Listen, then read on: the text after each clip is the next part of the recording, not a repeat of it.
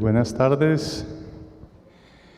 Vamos a empezar la sesión de la tarde. Mi nombre es Andy Abril, yo soy reumatólogo, soy colombiano, pero vivo ya hace 25 años en Estados Unidos, trabajo en la Clínica Mayo. Soy el director de la Clínica de Esclerodermia y por ende estamos muy metidos con enfermedad pulmonar intersticial. Entonces hoy vamos a hablar de enfermedad pulmonar intersticial en trastornos reumatológicos o también mal llamados trastornos del tejido conectivo.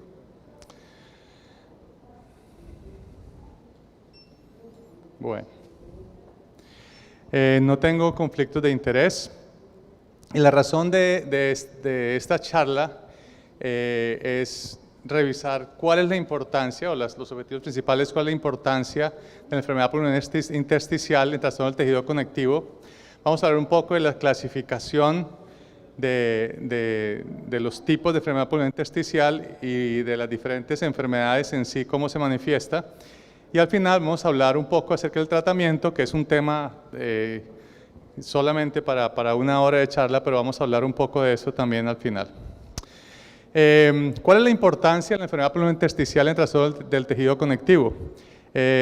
Sabemos que una característica muy importante en diferentes enfermedades es la principal causa de mortalidad en esclerosis sistémica. Es muy importante, la segunda causa de mortalidad de artritis reumatoidea es una de las manifestaciones extramusculares importantes de las miopatías inflamatorias como la polimiositis, dermatomiositis, y también, aunque menos frecuentemente, la vemos en síndrome de Sjögren, lupus y vasculitis asociadas a ANCA.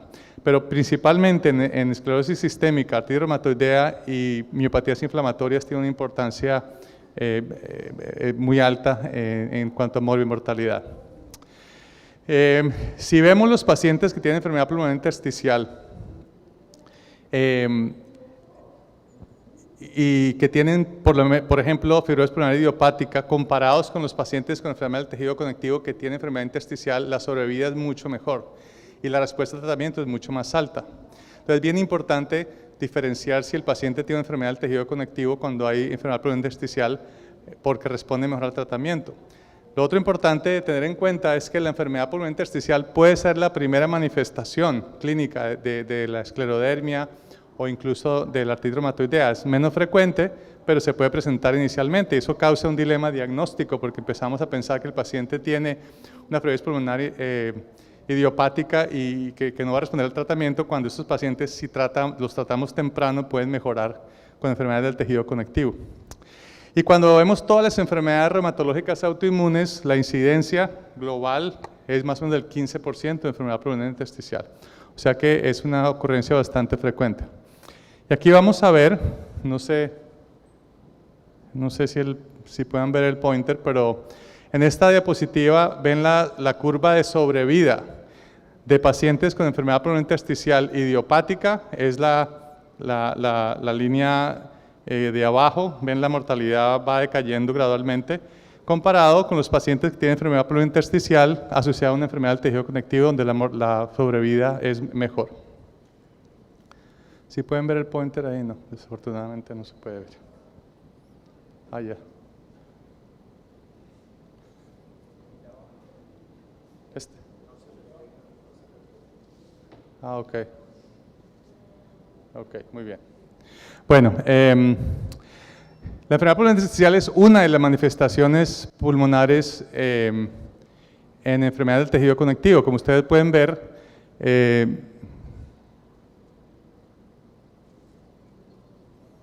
parece que ya, sí. Como ustedes pueden ver, también hay otras manifestaciones además de enfermedad intersticial. Hay trastornos de la vía aérea, hay pleuritis, hay hipertensión pulmonar. Pero aquí, como pueden ver, la enfermedad pulmonar intersticial está presente en la mayoría de las enfermedades reumatológicas autoinmunes, por lo cual es la que se ubica, tiene más ubicuidad dentro de todas esas enfermedades. Vamos a hablar un poquito de los patrones de enfermedad intersticial que vemos en pacientes con enfermedades del tejido conectivo. Y son básicamente los mismos patrones que se ven en cualquier otro tipo de enfermedad pulmonar intersticial. Son estos 5 los patrones que son más importantes en nuestras enfermedades. Vamos a hablar un poco de cada uno dentro del contexto de las enfermedades autoinmunes reumatológicas. Vamos a empezar por la neumonía intersticial no específica. Es tal vez el patrón más frecuente que vemos en estos pacientes.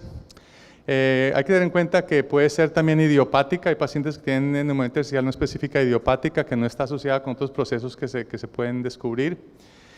Tiene la característica que es temporalmente uniforme, tiene una apariencia más homogénea de inflamación o fibrosis tanto a la radiografía como a la patología. Hay dos variantes, la variante celular y fibrótica. Nosotros en reumatología cuando oímos celular pensamos inflamación. Es el tipo tal vez de enfermedad intersticial que va a responder al tratamiento, y la fibrótica tiene una respuesta menos, o sea, responde menos al tratamiento. Ya veremos, seguramente nuestros colegas neumólogos van a expandir un poco en este sentido. Y también los cambios que vemos de fibrosis como focos fibroblásticos, lesiones en panal de abejas son menos frecuentes en la neumonía intersticial no específica. A la radiografía vemos opacidad en vidrio esmerilado como el patrón, lo que se ve más frecuentemente en las tomografías. Tiende a comprometer más las zonas medias y las bases, o sea, la parte inferior de los pulmones. El patrón difuso es menos común y generalmente vemos que hay una preservación del espacio subpleural. Podemos ver áreas subpleurales sanas superpuestas a cambios en vidrio esmerilado. Y también cambios que se pueden ver, además del vidrio esmerilado, son reticulación y se ven bronquiectasias por tracción. Así es como se ve más o menos la neumonía intersticial usual. Ustedes ven aquí estas áreas de vidrio esmerilado, que es opacificación del parénquima pulmonar, pero todavía se pueden ver las estructuras broncovasculares. Eso es la presentación típica. Y ustedes pueden ver también que hay áreas como esta, subpleurales, que se ven relativamente normal, superpuestas a cambios en vidrio esmerilado. Ese es otro patrón un poquito más avanzado. También ven el patrón más homogéneo, más difuso de la neumonía intersticial no específica. La neumonía intersticial no específica es el patrón más común en escleroderma, también es el patrón más común en polimiositis y dermatomiositis, y la enfermedad mixta del tejido conectivo. También se puede ver en artritis reumatoidea, pero en artritis reumatoidea no es el patrón más frecuente. El patrón más frecuente, lo vamos a ver más adelante, es el patrón de neumonía intersticial usual en la artritis reumatoidea. Entonces, bueno, hablemos ahora del patrón de neumonía intersticial usual. Es un patrón tanto histológico como radiológico, o sea, se puede diagnosticar por biopsia o por imágenes. El compromiso bilateral es difuso, sin embargo, la fibrosis es más en parches, más heterogénea. Hay mucha reticulación, es más común en lóbulos inferiores y compromete tanto las áreas subpleurales como paraceptales. O sea, es más difusa, menos homogénea. Y en la biopsia a veces se ven focos fibroblásticos que no son tan frecuentes en la neumonía intersticial no específica. Este patrón de NEW es el patrón principal en la fibrosis pulmonar idiopática. Igualmente es el patrón principal en artritis reumatoidea y en vasculitis asociada a ANCA. Y uno de los cambios radiográficos más frecuentes es lo que llaman cambios en panal de abejas. Como ustedes pueden ver aquí, ven estos quistes, uno encima del otro, que son típicos, y ven que tanto morfológicamente como radiográficamente se ve muy similar al panal de abejas que ven en la foto de la derecha. Entonces, estos cambios de panal de abejas son más frecuentemente asociados con fibrosis, con daño parenquimatoso y con neumonía intersticial usual. Estos son los cambios que se ven en la tomografía. Como pueden ver, los áreas en panal de abeja, no hay respeto a las áreas subpleurales, mucha reticulación y bastantes cambios fibróticos. La neumonía intersticial usual, desafortunadamente, tiene peor pronóstico, responde menos al tratamiento. Entonces, es importante saber esto también. La NEW es más, como hemos visto, es más común en artritis reumatoidea, más común en vasculitis asociada a ANCA, y se puede ver en otros tipos de enfermedad del tejido conectivo, pero son menos frecuentes. Y como les decía, tienen peor pronóstico. Sin embargo, de todas maneras, si el NEW pertenece a una enfermedad del tejido conectivo, tiene mejor pronóstico que si el NEW pertenece a un paciente con fibrosis pulmonar idiopática. Neumonía organizada es el otro patrón que vemos, es como un patrón de consolidación, tejido de granulación que ocupa los espacios alveolares, es bilateral, se ven parches, puede estar en cualquier parte del parénquima pulmonar, tanto áreas peribronquiales como subpleurales, y muchas veces se ven como nódulos, algunas veces se ven como infiltrados que parecen como neumonía, incluso con broncogramas aéreos. Los ejemplos que tengo yo son más que todo de áreas nodulares como esta. Aquí hay un área que es nodular donde hay un poquito de consolidación también. Igualmente en esta tomografía. El patrón de neumonía organizada es más frecuente en pacientes con polidermatomiositis junto con la neumonía intersticial no específica. De hecho, cuando se combinan las dos, es bien sugestivo en una enfermedad del tejido conectivo. También se pueden ver en síndrome de Sjögren's, artritis reumatoidea, pero es menos frecuente.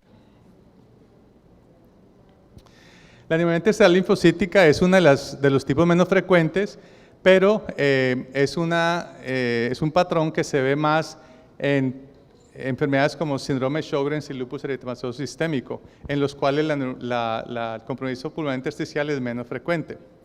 Es una infiltración difusa del septo alveolar por linfocitos y se caracteriza más que todo por lesiones quísticas en el parénquima. Son quistes más grandes, como vamos a ver, con paredes más delgadas.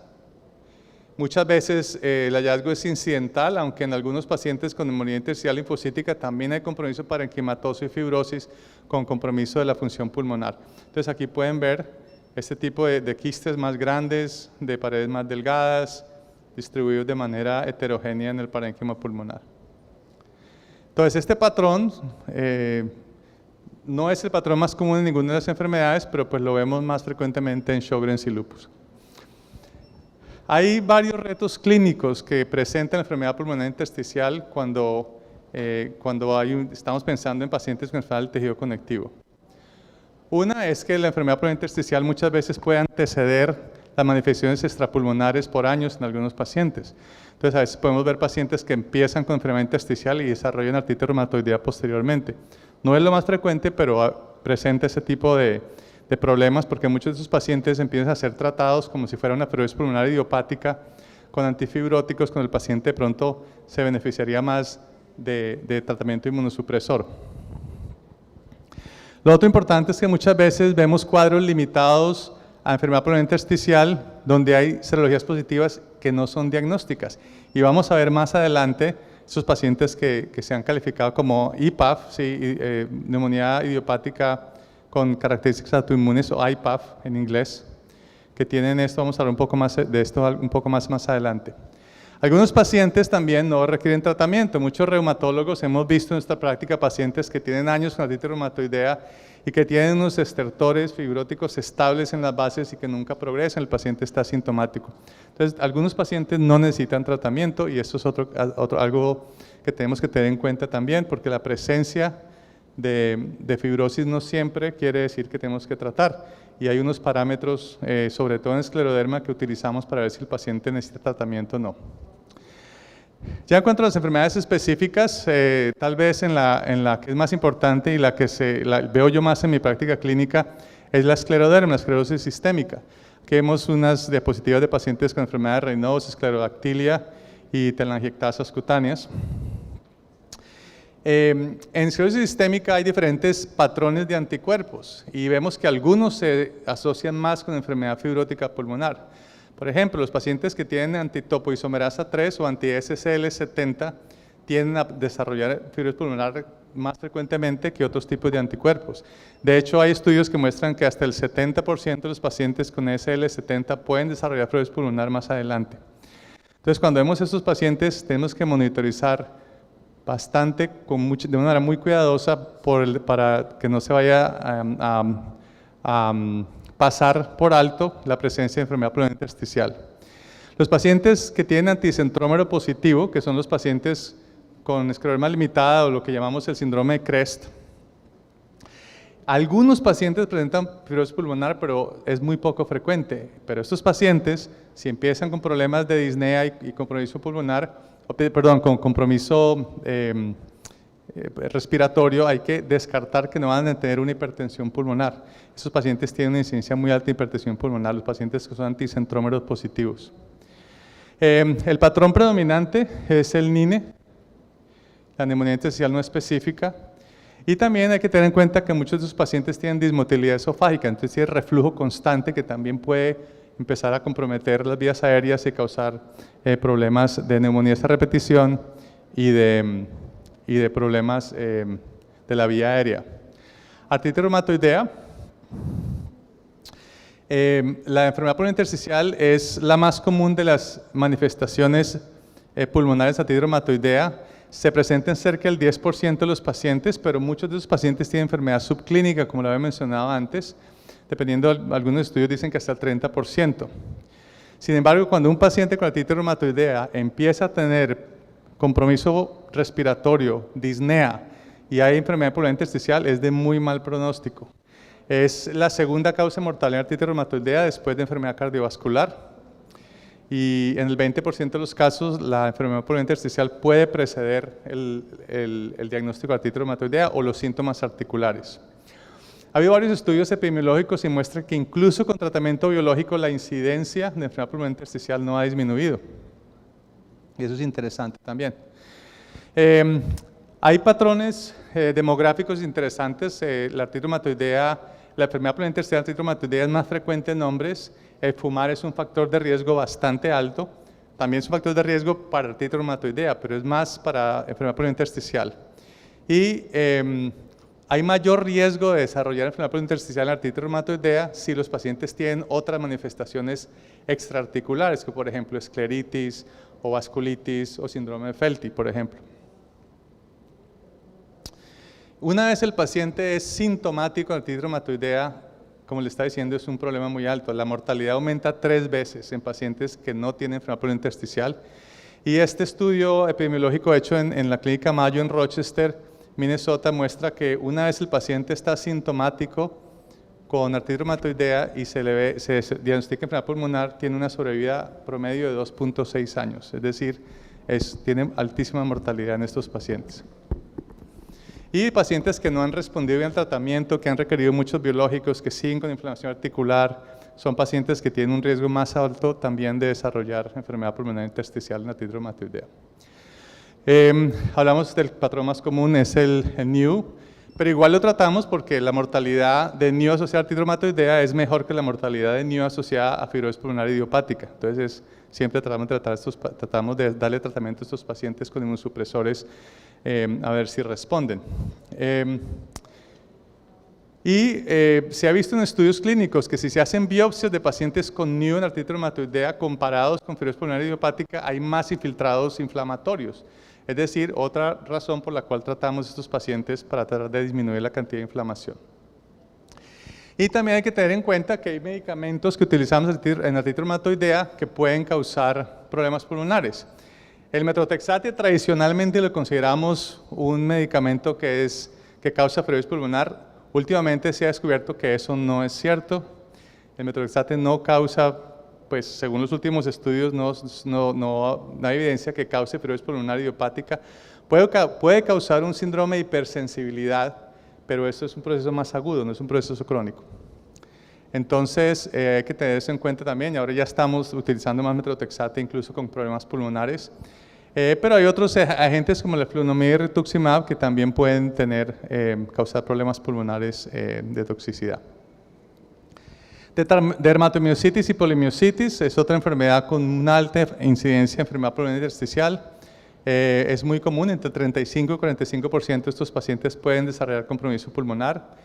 El curso es más insidioso, más progresivo, aunque hay algunas presentaciones subagudas, sobre todo en pacientes que tienen dermatomiositis amiotrófica, es decir, dermatomiositis sin compromiso cutáneo. En algunos casos, hasta en una quinta parte puede anteceder a la miositis, o sea, puede ser la primera manifestación, sobre todo en pacientes con síndrome antisintetasa, y es una causa alta de mortalidad en estos pacientes, como hemos visto antes. Los cambios morfológicos son generalmente pacientes que presentan con neumonía intersticial no específica o con neumonía organizada o con combinaciones de los dos. Factores de riesgo son la edad de los pacientes, compromiso articular y la presencia de anticuerpos antisintetasa. El síndrome antisintetasa, para los que no lo conocen, es un síndrome donde el paciente tiene miopatía inflamatoria, generalmente polimiositis, pero también puede ser dermatomiositis, y tienen artritis inflamatoria, pueden tener síndrome de Raynaud, pueden tener una dermatitis en las manos que se llama manos de mecánico, y algunos pacientes tienen fiebre.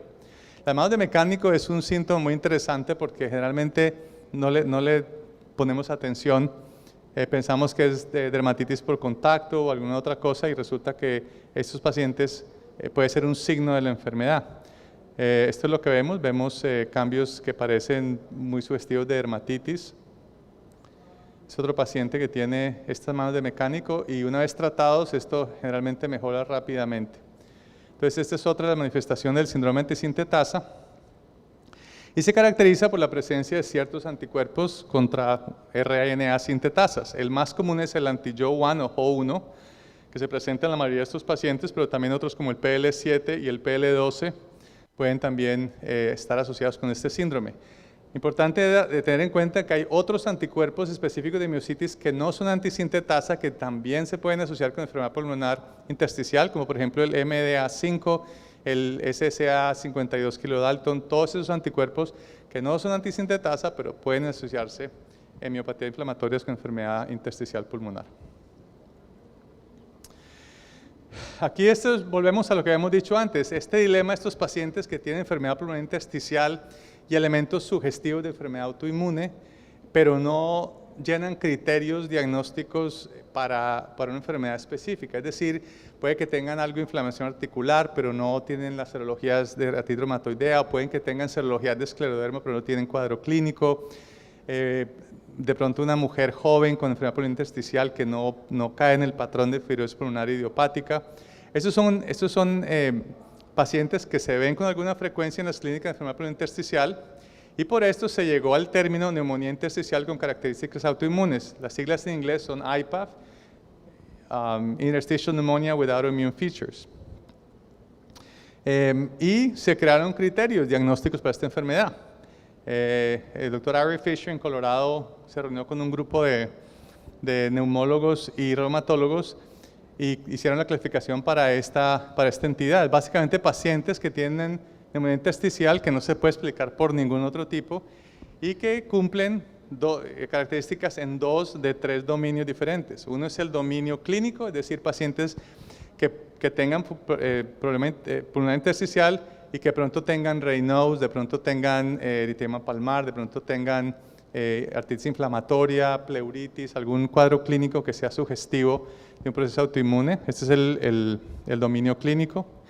Está el dominio serológico, pacientes que tengan, por ejemplo, ANAs moderados o altos, o que tengan alguno de estos otros anticuerpos que se asocian con enfermedad pulmonar intersticial, SL70, anti-CCP, anticuerpos contra sintetasa, etc. Entonces, estos son pacientes que pueden tener también serologías anormales.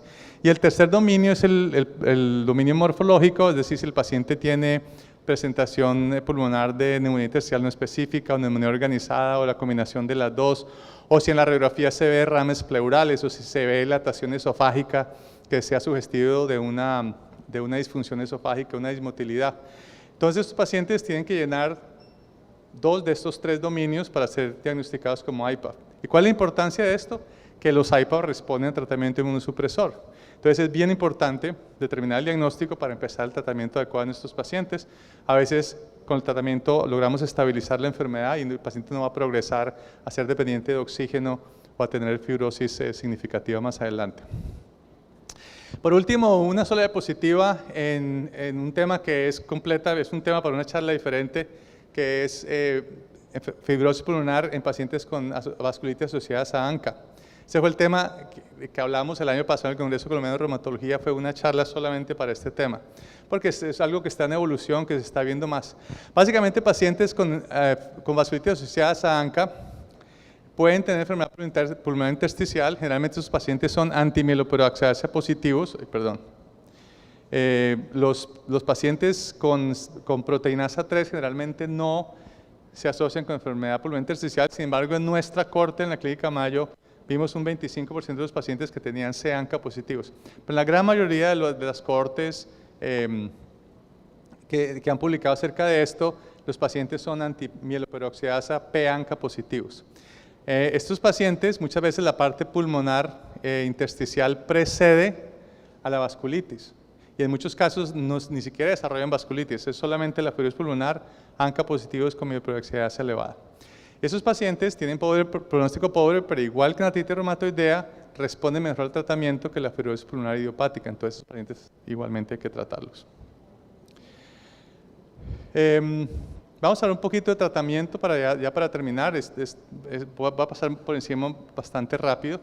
El tratamiento depende del cuadro clínico, hallazgos radiológicos, el estado funcional del paciente. La primera línea son siempre los glucocorticoides, es el medicamento favorito de los reumatólogos, agentes inmunosupresores y ahora se están utilizando los agentes antifibróticos. No todos los pacientes se tratan. Si un paciente tiene compromiso limitado, es decir, tienen menos del 10% del parénquima comprometido al TAC, tienen una capacidad de difusión de monóxido de carbono de más del 65%, una capacidad vital de más del 70%. Los pacientes se pueden observar, si no están sintomáticos, se pueden observar cada 4 a 6 meses con imágenes y si el paciente empieza a declinar, pues empieza el tratamiento. Realmente hacemos seguimiento con pruebas de función pulmonar y con tomografía. Los reumatólogos, los neumólogos posiblemente hagan más estudios y todo esto, pero nosotros realmente los seguimos con estos 2 exámenes de laboratorio. Y muchas veces aplicamos lo que llaman los criterios de GO. Los criterios de GO es el nombre del médico que escribió estos criterios, es extrapolado de la literatura en escleroderma. Básicamente, pacientes que tengan compromiso pulmonar de más del 20% de la tomografía y una capacidad vital forzada de menos del 70% requieren tratamiento clínico. Entonces, los criterios de GO son para escleroderma, pero los aplicamos en otras enfermedades del tejido conectivo. O si un paciente, ustedes ven que tiene deterioro clínico sin tratamiento, así los números no casen bien, pero está deteriorándose, generalmente yo a esos pacientes también los trato. Y el tratamiento puede variar de acuerdo a la enfermedad de base. Por ejemplo, el medicamento que utilizamos es micofenolato, pero el micofenolato no es muy efectivo en artritis inflamatoria, de manera que, por ejemplo, si un paciente tiene artritis reumatoidea con enfermedad pulmonar y además enfermedad articular significativa, utilizamos otros medicamentos diferentes. Podemos utilizar rituximab, podemos utilizar Lavatacept, igual podemos adicionar micofenolato, pero el tipo de enfermedad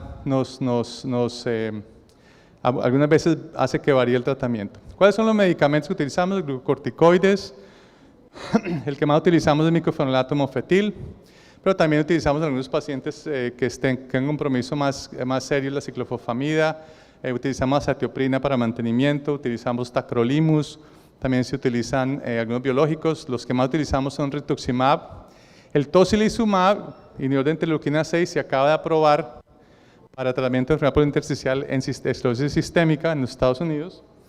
El Lavatacept también se ha utilizado, hay un estudio muy interesante de España en pacientes con artritis reumatoidea y fibrosis pulmonar, donde el Lavatacept mostró algo de beneficio.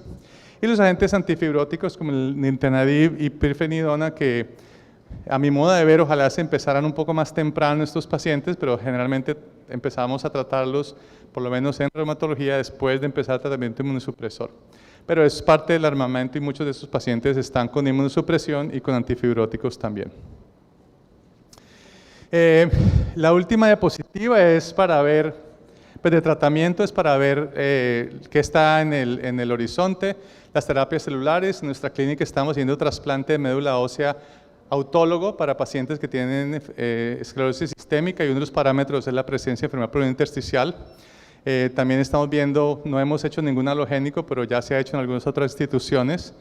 Las células CAR-T, que ya están muy de moda porque parece que tienen una gran eficacia en lupus, se están empezando a investigar también en escleroderma.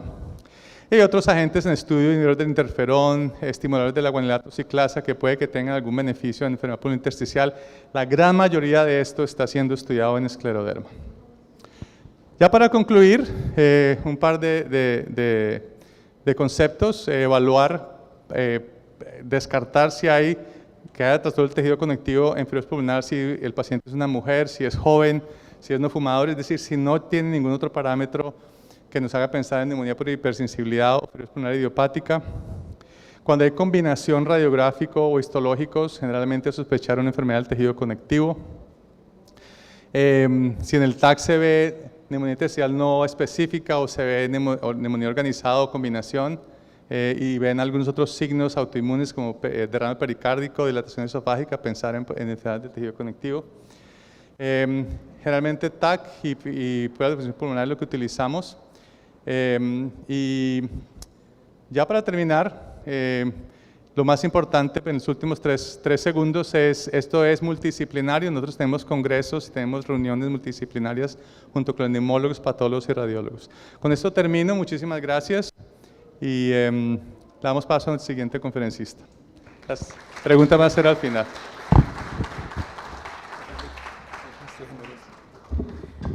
Bien, buenas tardes. Soy Jaime Brujés, voy a moderar el resto de la tarde. Doctor Andy, muchas gracias. Definitivamente la enfermedad intersticial espectacular, nos está abriendo unos parámetros de otro tipo. Bueno, tengo el gusto de presentar a Juan Pablo Camargo. El doctor Juan Pablo Camargo es miembro de la ACMI. Es médico internista, miembro de la Asociación Colombiana de Medicina Interna. Trabaja como neumólogo, epidemiólogo clínico de la Universidad del Bosque, máster en Medicina del Sueño de la Universidad de Murcia, además máster en Hipertensión Arterial de la Universidad Menéndez Pelayo. Bueno, yo lo conozco por la parte del Hospital Central de la Policía, quien trabaja ahí en la parte no solo de hipertensión y consulta, sino también nos ayuda mucho en el manejo de los pacientes. Doctor Juan Pablo, cuánto gusto.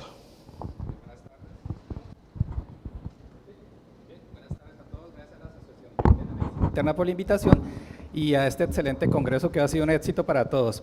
Como ven, la charla va a ser un enfoque diagnóstico basado en 3 puntos fundamentales, quitando la patología, la broncoscopia, que es lo que hacemos generalmente los neumólogos. Entonces, básicamente es para cumplir los objetivos de la Asociación Colombiana de Neumología. Estos son mis conflictos de intereses. Para esta charla en particular no tengo conflictos de interés, pero hay muchos casos clínicos, algunos reportados en la literatura, otros que están con consentimiento de los pacientes. Esta es la agenda. Vamos a abordar un caso clínico, las generalidades del diagnóstico, que ya el doctor nos abordó ampliamente. Vamos a hablar de la función pulmonar, la imagenología, el laboratorio, que como les digo son los objetivos de la ADMI, algo de conclusiones. Y para esto voy a traer un caso clínico. Paciente de 64 años, médico, internista, aficionado al ciclismo. Él trabaja en Bogotá, pero ya por su edad, ya está pensionado y se va a Tocaima los fines de semana desde el día jueves. Cuadro de 13 meses de evolución de tos seca inicialmente en la noche, después se hizo más insidiosa en la mañana y deterioro de la clase funcional cuando él iba a Bogotá a trabajar. También refería en los últimos 4 meses algo de mialgias y artralgias a nivel de los codos y rodillas que lo asociaba generalmente al ciclismo que estaba haciendo. Pero al examen físico se encontraban unos crépitos en base derecha por un colega de él y tenía un antecedente de tabaquismo con un IPA de 8, que lo dejó hace 14 años. Y esta es la radiografía de tórax. Miren la pérdida de volumen, a ver si me sirve, pérdida de volumen del hemitórax derecho comparado con el izquierdo. Pueden haber esas dilataciones bronquiales en lóbulos superiores, opacidades reticulares que ocupan todo el hemitórax derecho. Esta es la función pulmonar de este paciente. Como se pueden dar cuenta, hay una restricción leve dada por la disminución de la capacidad vital pulmonar en 75 y hay una difusión con una disminución leve con respecto, si lo ajustamos a la hemoglobina. Cuando tenemos una, como vimos ayer en función pulmonar, cuando tenemos una alteración que sugiera restricción, debemos saber unos volúmenes pulmonares. Como pueden ver, la capacidad pulmonar total está disminuida, está en 75, y en vista que es médico y tenía todos estos síntomas, pues le hicimos un panel inmunológico, incluyendo un panel ampliado para miopatías, el cual fue negativo. Gases arteriales para Bogotá dentro de los límites normales y el hemograma no presentaba ninguna alteración. Y esta es la tomografía. Listo. Entonces, como se pueden dar cuenta, hay dilataciones bronquiales con formación quística en lóbulos superiores y un poquito en el lóbulo superior izquierdo de características subpleurales. Vemos cómo se va trayendo ese parénquima por bronquiáceas de tracción, algo de vidrio esmerilado en lóbulos inferiores y algo de opacidades reticulares con engrosamiento de los septos intra e interlobulares. Y esto es lo que nos enfrentamos los clínicos todos los días, y es el intersticio. Tanto reumatología, medicina interna y todas las especialidades adjuntas, vemos que el intersticio es muy complejo. Está dado por, como ustedes saben, es un tejido de sostén, ¿sí? No va a poder manejar esto, que está incluido tanto el intersticio como tal, pero está en relación con sacos alveolares, ductos alveolares, arteriolas, vénulas y muchas estructuras también celulares. Y estas estructuras celulares son las que se van a presentar dependiendo de la enfermedad.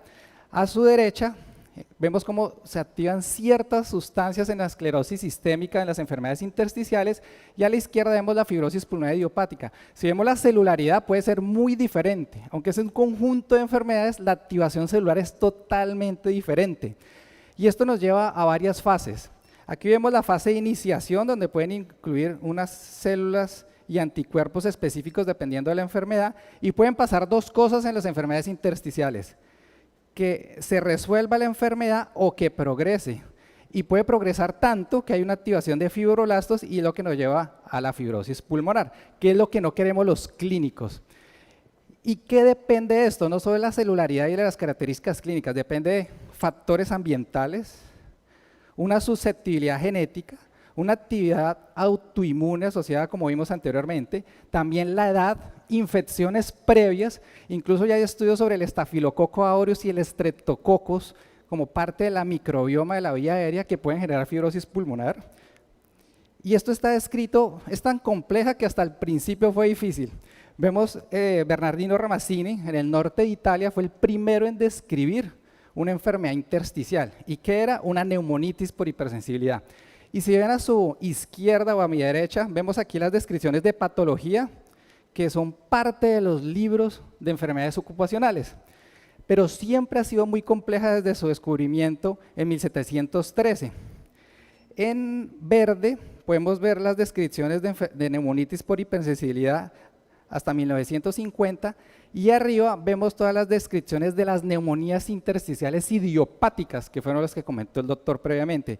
Siempre hubo divergencia entre ellas porque a veces decían que era NINE, que NIU, que no sé qué, hasta el 2000 que se definió el consenso que más o menos hoy conocemos. Y hasta 1983 fue lo que se describió como la neumonía organizada, que inicialmente se conoció como BUP. Entonces, como vemos, es un grupo de enfermedades heterogéneas, tiene una afectación del intersticio, pero también del epitelio alveolar, saco alveolar y a nivel vascular. Entonces, como tiene manifestaciones clínicas, radiológicas y funcionales que pueden ser similares, pero la fisiopatología y el curso clínico puede ser diferente.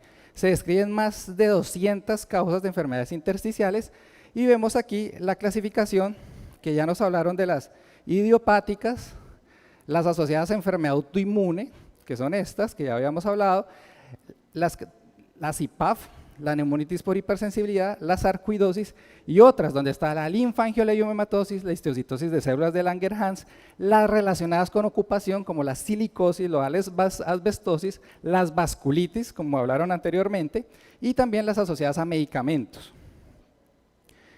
En general de las enfermedades intersticiales constituyen el 15% de las enfermedades respiratorias, 81 por cada 100.000 habitantes de prevalencia en hombres, 67 por cada 100.000 en mujeres, con una incidencia de 32 por cada 100.000 en hombres y una incidencia de 26 por cada 100.000 en mujeres. El promedio de presentación, si hacemos todos los cuadros de todas las enfermedades intersticiales, es de 50 a 69 años. Y para que tengan en cuenta, la fibrosis pulmonar idiopática es la enfermedad intersticial más frecuente, pero como puede ver en esta gráfica, pues esto puede pasar en las estadísticas de Estados Unidos, pero si miramos a nivel del mundo, en algunos países se puede presentar más sarcoidosis, más neumoconiosis, y si miramos las que están en naranja, hay una tendencia al aumento de las enfermedades intersticiales asociadas a enfermedad reumatológica autoinmune, por tanto, la charla anterior. Y si miramos específicamente en grupos, vemos como en los afroamericanos, tanto en Estados Unidos como en otros países, la presentación de sarcoidosis también va en aumento.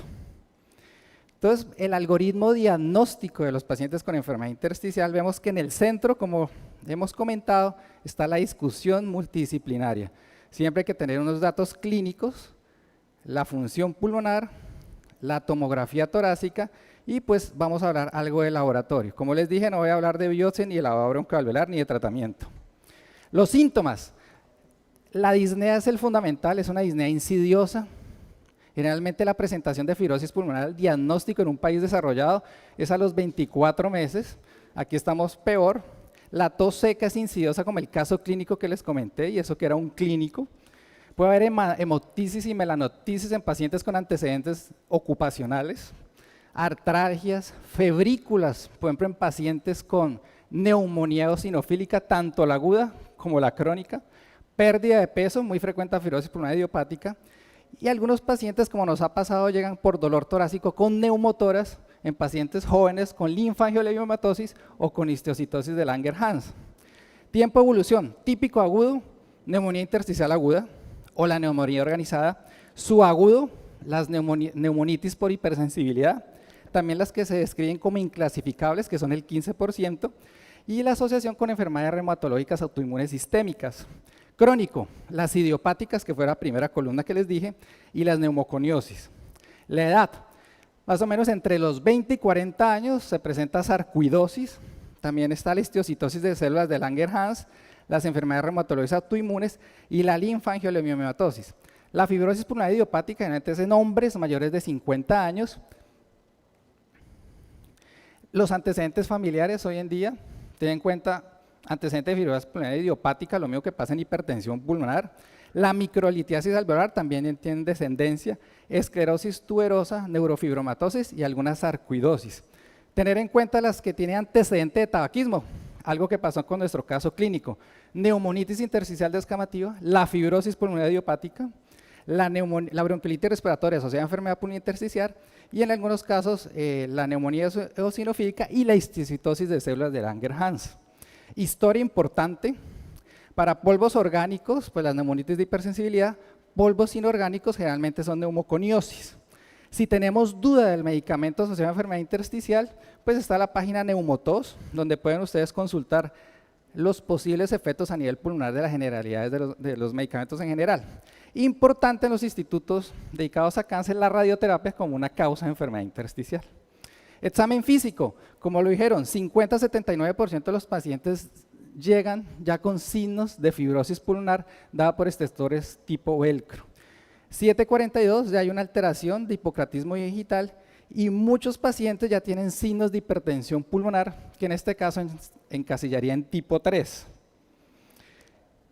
Miren la prevalencia, como vimos anteriormente, de enfermedades reumatológicas autoinmunes y el compromiso pulmonar. Por tanto, lo importante de tener en cuenta estas enfermedades para el diagnóstico de las enfermedades intersticiales.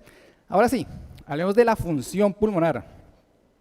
Si ustedes ven un pulmón normal, si se deja, si se dejó, pulmón normal y el pulmón alterado en fibrosis pulmonar o en las enfermedades intersticiales, vemos cómo se altera la estructura de ese pulmón que está inflamado, tanto el intersticio como la periferia, afecta el bronquio y el bronquiolo terminal, los sacos alveolares y los ductos alveolares los deforma, entonces hace que se retraiga. Entonces el pulmón va a la manifestación más común de la función pulmonar, que es una alteración ventilatoria restrictiva. ¿Qué va a caracterizar? Disminución de la capacidad pulmonar total. La relación de la capacidad pulmonar total y el volumen residual al principio está preservada, con el tiempo va a disminuir. La disfunción de monóxido de carbono importantísima porque es un cambio precoz, porque al alar ese intersticio compromete el vaso y entonces la difusión se altera. En reposo, generalmente no hay alteración de la oxigenación, pero en ejercicio es un signo precoz también. Entonces la espirometría, hablaron en el taller excelente de ayer sobre cómo influyen todas las enfermedades pulmonares. Como les dije, es importante para predecir la disminución o el pronóstico en el caso de fibrosis pulmonar idiopática y en las otras no fibrosis pulmonar idiopática. Y nos permite hacer un seguimiento en cuanto a la eficacia de los nuevos medicamentos para la progresión de la enfermedad. Hay que tener en cuenta algo que es totalmente discutido en las charlas de neumología y en el mundo, incluso en el consenso, es que hay que tener en cuenta el seguimiento de la capacidad vital forzada, que hay que tener en cuenta entonces el valor absoluto. ¿Qué es el valor absoluto? Entonces tenemos este paciente con una capacidad vital forzada inicial del 60, que equivaldría más o menos a 1.200 mililitros, a los 12 meses 55%, que equivale a 1.100. El absoluto es simplemente restar, es decir, nos da 5%, 100 mililitros de capacidad vital forzada. ¿Qué pasa con el relativo? Entonces, básicamente tener capacidad vital forzada inicial menos la final sobre la capacidad vital inicial. En nuestro caso nos da 8.3%, es decir, hay más apreciación en cuanto a la disminución de esa capacidad vital forzada con el relativo. ¿Qué nos dice la literatura o la poca evidencia que es extrapolada de la fibrosis pulmonar idiopática? Este es un estudio de dos cortes prospectivas a un año. ¿Qué se dieron cuenta? Querían medir cuál de los dos, el absoluto o relativo, se asociaba con mayor mortalidad o inicio de trasplante. Mayor del 10% de la diferencia en el relativo era mejor para predecir la caída, pero entre el 5 y el 10% no había ninguna diferencia, para que lo tengan en cuenta. Ejemplo de un paciente con restricción, aquí tenemos la recomendación, como debe ser, con el límite inferior de la normalidad, medido 2.4 para un límite inferior de la normalidad de 2.72, que corrobora una restricción. Si no tenemos un espirómetro con el límite, pues aquí está el valor absoluto, el porcentaje del predicho, perdón, que sería 64, que nos lo corrobora. Entonces la espirometría es fundamental, pero en algunas veces podemos ver un patrón obstructivo. Recuerden lo que les dije, ala el intersticio, pero el bronquio también se compromete, entonces puede haber una alteración ventilatoria obstructiva. ¿En dónde? Neumoconiosis o sarcoidosis. Y esto es por las lesiones intrabronquiales y la fibrosis peribronquial que se caracteriza en este tipo de enfermedades, que nos va a dar una relación BEP sobre capacidad vital forzada obstructiva. Este es un caso con un paciente de silicosis. La difusión de monóxido de carbono, importante en el diagnóstico, importante en el seguimiento, incluso es un signo precoz de daño, por lo tanto es importante, por ejemplo, en el seguimiento de las enfermedades reumatológicas. Este trabajo nos muestra cómo se hizo el diagnóstico de una corte de fibrosis pulmonar en el inicio con tomografía y las características de la función pulmonar. Si se pueden ver a la derecha, la restricción, 70% tenía un patrón restrictivo, pero el 98% de los pacientes con fibrosis pulmonar en esta corte ya tenían disminución de la difusión de monóxido de carbono, y de esos el 27% tenía la capacidad pulmonar total normal, y lo peor, 56% tenía la capacidad vital forzada normal. Entonces la difusión es importantísima cuando se tiene esa sospecha de enfermedad intersticial. Y como lo comentaban anteriormente, tener fibrosis pulmonar es mal pronóstico comparado, por ejemplo, con una enfermedad intersticial que no tiene fibrosis pulmonar. Pero en los seguimientos de corte, esto tiende a igualarse con el tiempo. Y es muy importante esto en el pronóstico, por eso hago este paréntesis, porque si todas se van a comportar en un momento como fibrosis pulmonar idiopática, tenemos un fenotipo nuevo, que es el fenotipo de fibrosis pulmonar progresiva. Más frecuente en NINE, neumonía intersticial no específica, neumonitis por hipersensibilidad, y en las enfermedades del tejido conectivo más o menos entre el 13 y el 40%. ¿Cómo se define este fenotipo de fibrosis pulmonar progresivo?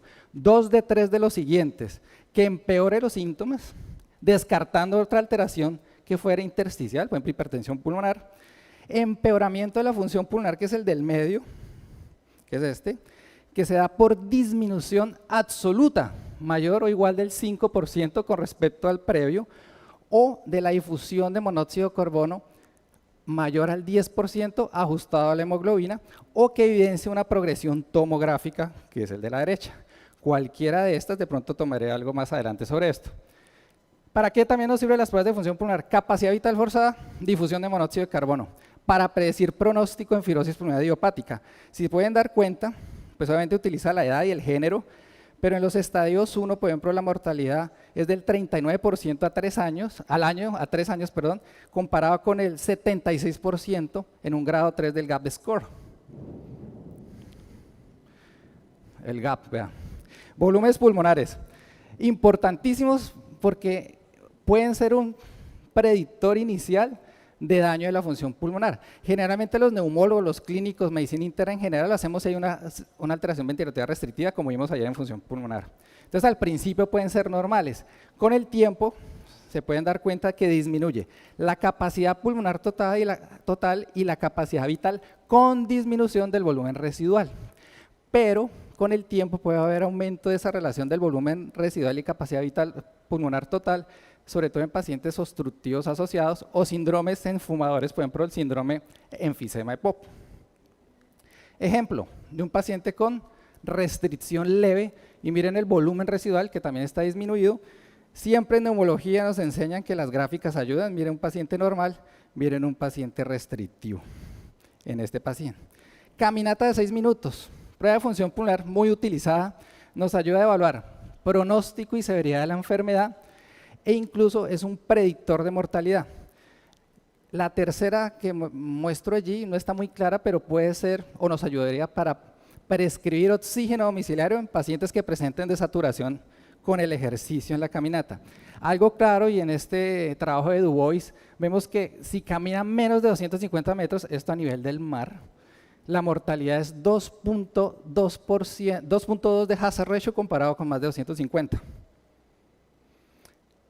Una prueba difícil, no se encuentra mucho en nuestro medio, es costosa, pero nos puede ayudar, que es la prueba de ejercicio cardiopulmonar integrada. También, al igual que la difusión, que es más barata, nos puede ayudar a predecir las fases iniciales de deterioro en EPIT. Nos puede ayudar a hacer diagnóstico y diferenciar de hipertensión pulmonar asociada, o uno no sabe si está deteriorando por la EPIT o por la hipertensión pulmonar. ¿Qué es lo característico en enfermedad pulmonar intersticial? Frecuencia respiratoria aumentada, con una ventilación minuto, obviamente, que con la reserva respiratoria se disminuye, un cociente entre el volumen corriente, el espacio muerto y el volumen corriente que no baja con el esfuerzo, y al no bajar con el esfuerzo pues se baja la saturación, y el equivalente ventilatorio por tal motivo es alto. ¿Qué pasa con una hipertensión pulmonar? La PCO2 al final de la expiración pues no baja, porque está aumentando el espacio muerto, y esto nos va a dar un equivalente ventilatorio aumentado. Generalmente los estudios no hablan de más de 45. Radiografía, pasamos a imagenología, que es la que todo el mundo quiere saber. Generalmente la radiografía al principio la sensibilidad es muy baja. Podemos ver ejemplos de compromiso intersticial leve, paciente con las líneas B de Kerlin, que nos puede decir cualquier cosa. Puede haber aumento de la trama broncovascular, como se ven esos vasos, comparado con el bronquio engrosado. Generalmente lo que vemos es esto, pacientes con alteraciones reticonodulares, con dilataciones bronquiales, que ya es un estadio avanzado. En ese contexto lo mejor es la tomografía de tórax. Sensibilidad del 91, especificidad del 71, nos describe la EPIT y sus subtipos, como vimos, y lo más característico es que con un equipo multidisciplinario nos disminuyen las biopsias a un 10%, es decir, solo al 10% de los pacientes llaman a biopsia. Hay un 15% que no sabemos qué tiene, y recordar el intersticio peribronquiolar, el intersticio centrilobular periférico, que esto nos va a determinar el lobulillo secundario. Tengan en cuenta esto, septos interlobulares, aquí vienen las venas pulmonares, aquí adyacente y según la angulación son los septos intralobulares. Aquí vemos el bronquio centrilobular con su arteria, y miren los acinos pulmonares que están acá. Este, como es periférico, miren la pleura visceral. Y alrededor de esto recuerden que van los linfáticos. Entonces, ya teniendo en cuenta esto, podemos ubicarnos en todas las enfermedades intersticiales. Nódulos, los que van perilinfáticos como la primera, entonces, ¿característico de qué? Sarcoidosis y amiloidosis. Los segundos, que son, ¿ustedes se acuerdan del acino inicial? Entonces son centrilobulares, característicos de neumonitis por hipersensibilidad, neumonía intersticial linfoide o en la silicosis. Los aleatorios, como de metástasis, pero micronódulos, histiocitosis de células de Langerhans, ¿sí? Neumoconiosis del minero de carbón y la silicosis. Ejemplo, este paciente nos llegó, afrodescendiente con lesión nasal, compatible con sarcoidosis, asintomático. Se le tomó la tomografía y miren, nódulos linfáticos. Este otro caso, este sí es de tomado de la literatura, paciente con antecedente de trabajar en construcción, miren los nódulos de distribución aleatoria y de centrilobulares. Ya con la imagen es más fácil. Ahora pasemos a lo otro, anormalidades lineares y reticulares, bandas parenquimatosas, venga si me deja mostrárselas bien. Aquí es un TAC sin engrosamiento de los septos, miren la banda parenquimatosa, ¿sí? Que es paralela, perpendicular, perdón, a la pleura. Vemos las líneas subpleurales, que parece una teletasia aquí abajo, ¿sí? Opacidades lineares irregulares, que son estas, que parecen también como engrosamiento de los septos intralobulares, y este que es básicamente engrosamiento de los septos interlobulillares. Miren este, donde está la flecha, entonces banda subpleural, pero miren la pleura está calcificada, típico de asbestosis. Miren donde está la flecha, engrosamiento de los septos interlobulillares, con la arteria en el centro. El siguiente caso, parecido a lo que nos mostraron anteriormente, las flechas, ahí están los septos intralobulillares. Miren cómo se van angulando, con algo de vidrio esmerilado y dilataciones bronquiales, que aquí ya se ve más claro. Paciente con una neumonía intersticial no específica. Pero el problema es que tenemos en la tomografía es combinación de patrones. En el primero, engrosamiento de los septos interlobulillares. El segundo, engrosamiento de los septos interlobulillares con nodularidad. Y el tercero, opacidades en vidrio esmerilado con engrosamiento de los septos interlobulillares. Entonces, vidrio esmerilado, ya no lo explicaron, nos puede dar las idiopáticas. Consolidación, la neumonía organizada, la intersticial aguda, la eosinofílica, toxicidad por medicamentos y el síndrome antisintetasa. El vidrio esmerilado puede ser focal o difuso. Esta semana nos llegó un paciente con una toxicidad medicamenta por rituximab. Hizo exactamente esto y después hizo neumonía de organización. Estaba en tratamiento de una neuritis óptica. Típico, miren el vidrio esmerilado y miren cómo se engruesan los septos interlobulares e intralobulillares, típico de la proteinosis alveolar. Otro caso que nos llegó, este paciente de 28 años, un mes de tos seca y fiebre, hemograma inicial normal, la broncoalveolar tenía eosinófilos del 28%, se descartó infección viral y el hemograma la semana cantó eosinofilia de 500, una neumonía eosinofílica aguda. Este caso que fue publicado también, paciente que tos seca, se le hizo el TAC, parches aleatorios que cambiaban en los controles radiológicos, biopsia transbronquial, neumonía organizada. A los 4 meses, paciente empezó con altragias y se hizo el diagnóstico de artritis reumatoidea. Algo muy interesante es aumento de la atenuación, disminución de la atenuación. Eso se llama atenuación en mosaico. Se puede dar por 3 cosas. Enfermedad de la vía aérea, sarcoidosis y neumoconiosis. Enfermedad vascular, por ejemplo, la hipertensión pulmonar tipo 4 o la hipertensión en general. Y tercero, enfermedad infiltrativa, como la neumonitis por hipersensibilidad, sarcoidosis o las enfermedades reumatológicas autoinmunes. Esto, paciente de 56 años que se fue a vivir al campo, los hijos le regalaron unos loros. Hizo esos cambios de atenuación en mosaico, la broncoalveolar, linfocitosis mayor al 30%. Neumonitis por hipersensibilidad aguda. Ese TAC anterior era en inspiración. El primero que ven, este, es en inspiración. Entonces miren el aumento o disminución de la atenuación, pero miren en el segundo cómo en expiración aumenta la hipoatenuación, es decir, está atrapando aire.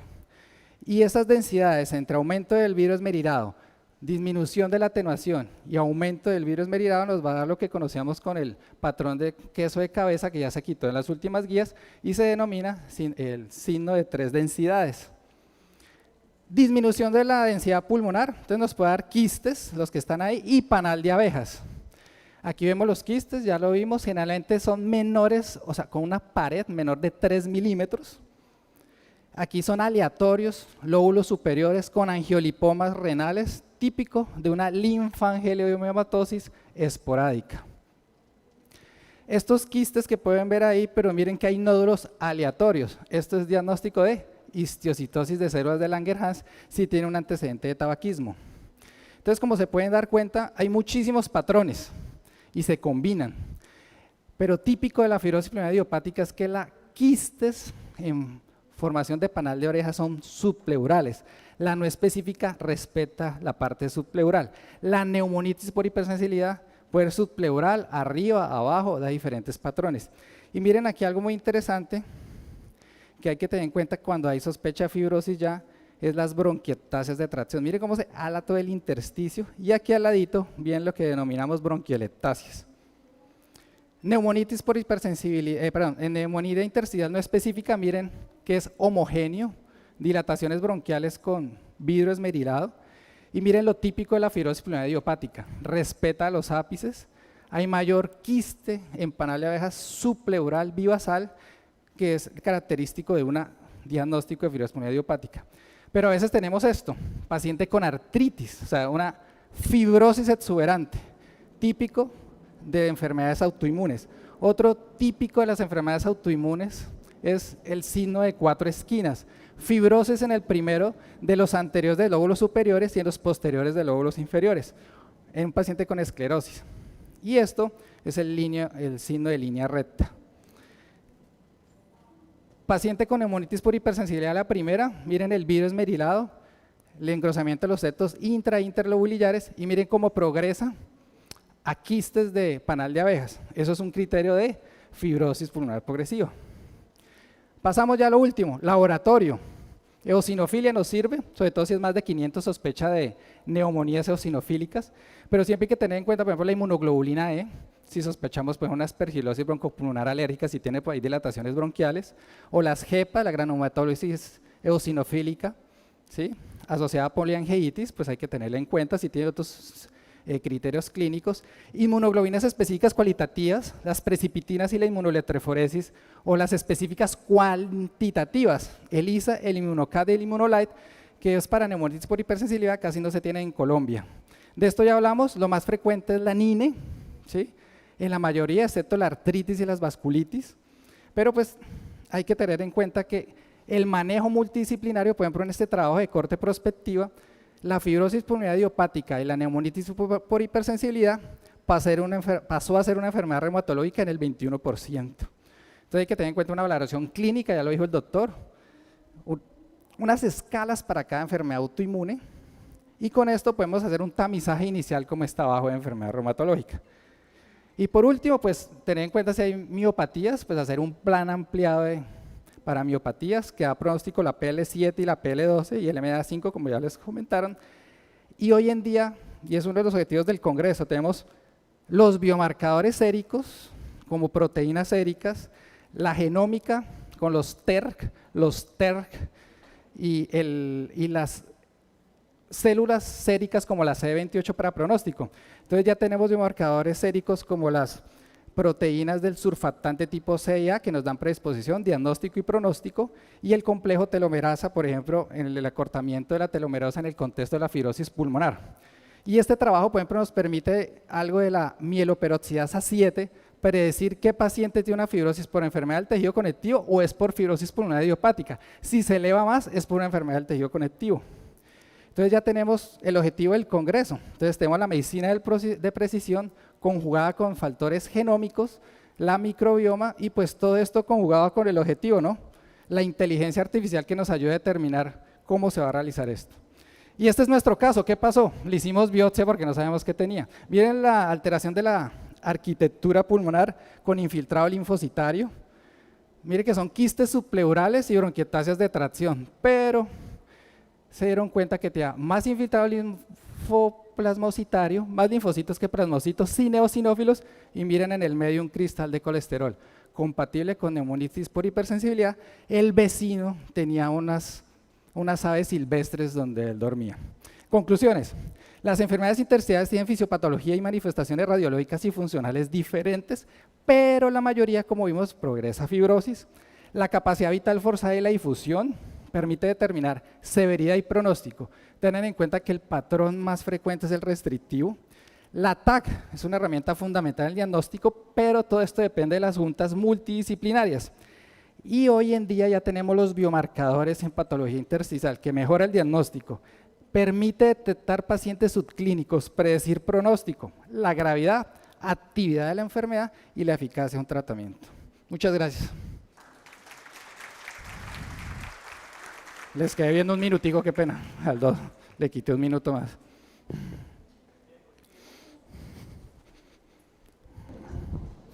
Proseguimos con el doctor Roberto Guzmán. No, seguro que me toca.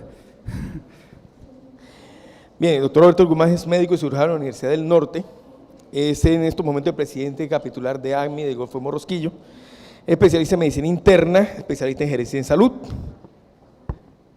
Además de eso, es una de las personas que en estos momentos se ha dedicado a revisar el enfoque de la parte pulmonar y sus trastornos intersticiales. Gracias, doctor Jaime. Un honor y un placer estar acá con ustedes. Pues yo soy internista, hago parte del Comité de Enfermedad Intersticial de nuestra ciudad de Montería, con neumólogos, radiólogos y internistas, también va patólogos.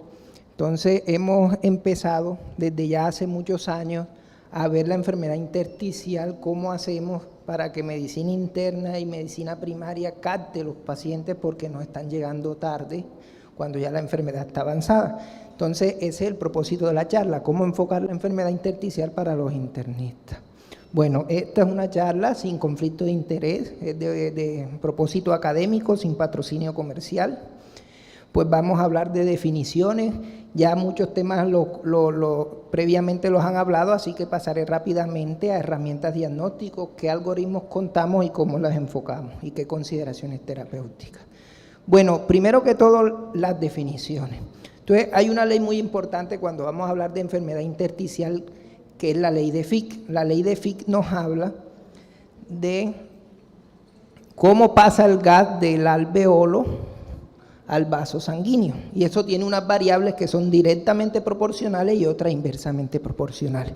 Esto es fisiología y por qué es importante que lo debemos saber. Porque las enfermedades impactan directamente en la ley de Fick. Entonces, directamente proporcional es el área de intercambio del alveolo. Entre más área tenga, mejor intercambio.